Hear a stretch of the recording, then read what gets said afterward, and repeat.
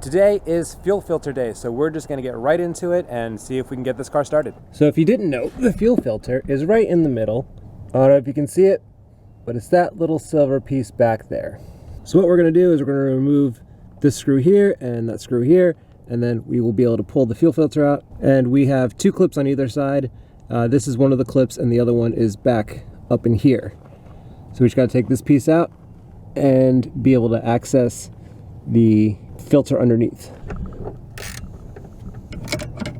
And we have one more little electrical wire in there that needs to come off. So before I even put the new fuel filter in, what I'm gonna do is check to see if the fuel pump's actually working. And to do that, I'm gonna leave the filter off and then see while I'm trying to start the car if any fuel comes out of the line.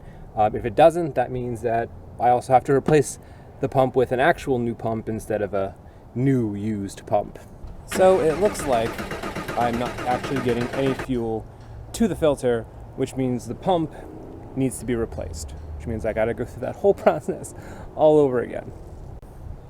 So I've got the new fuel filter. It is directional and it's got a little arrow there. The arrow is the direction of the flow of the fuel, which is going to the engine. So this side's the engine, this side's the fuel pump. And you wanna make sure you have this little O-ring here to put around it, and that's gonna sit and mount underneath.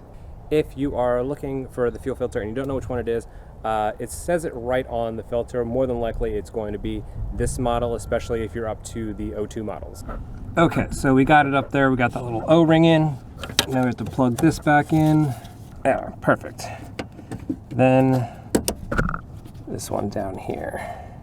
I just gotta tighten this back up and we're all good. So even though this old fuel filter wasn't the problem, we couldn't get started, I did get to show you how to change a fuel filter on a 986 Boxster. So I hope you got some good education out of this, and I'll see you in the next one.